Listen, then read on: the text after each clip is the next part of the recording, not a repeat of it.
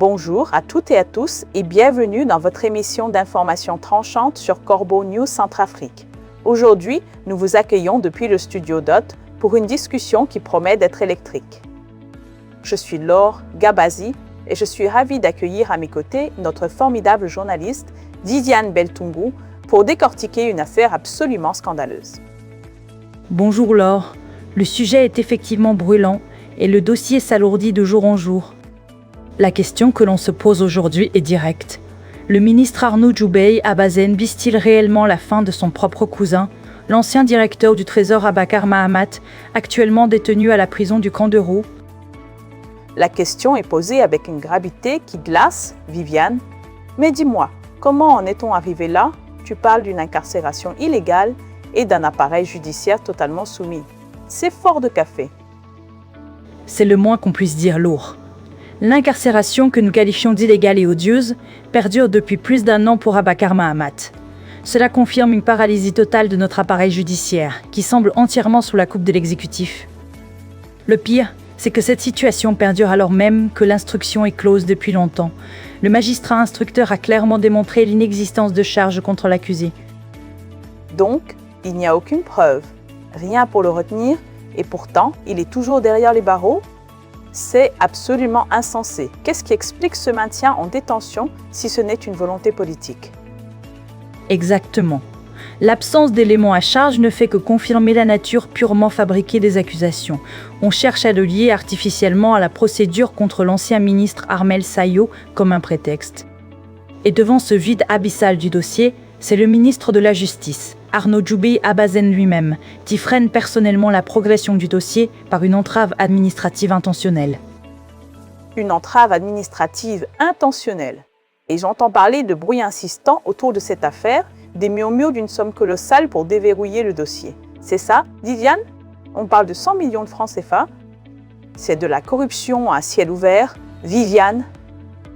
C'est ce que les bruits insistants avancent, Laure. 100 millions de francs CFA pour libérer le dossier. Pendant que cette procédure demeure verrouillée par le ministre Djoubey Abazen, l'état de santé de l'ancien Dji Abakar Mahamat connaît une détérioration constante. Il vient d'être admis à l'infirmerie de la prison du Camp de Roux, alors que sa santé exige une évacuation rapide vers un établissement médical approprié. Une infirmerie de prison, totalement inadaptée à un état de santé des plus critiques, c'est une condamnation à petit feu, Viviane. On le laisse pourrir en prison alors qu'il a besoin de soins urgents? C'est une détention qui se mue en une torture physique continue. C'est malheureusement la mère réalité. Malgré sa situation médicale des plus critiques, l'administration pénitentiaire s'acharne pourtant à le garder au sein de sa simple infirmerie, totalement dépourvue des équipements adaptés à sa prise en charge. Ce déni persistant d'évacuation médicale mue cette détention infondée en une torture physique continue au sein du Camp de Roux. C'est d'une cruauté inouïe. Rappelle-nous comment tout cela a commencé, Viviane. Tout commence le 11 mars 2025 avec l'arrestation d'Abakar Mahamat directement dans son bureau du ministère des Finances. À ce moment-là, il supervisait des programmes financiers importants du projet Agir, financé par la Banque mondiale. Cette intervention des agents de l'OCORB a été suivie d'une fouille domiciliaire sans aucun mandat au domicile familial, avec des violences des forces de l'ordre destinées à forger des preuves contre cet ancien directeur général du Trésor public. Forger des preuves? On dirait un roman d'espionnage, sauf que c'est bien réel et que la vie d'un homme est en jeu. Et cette stratégie, tu dis qu'elle visait à le lier artificiellement à l'affaire Sayo pour une purge ciblée, c'est-à-dire une élimination en bonne et due forme? Exactement, Laure.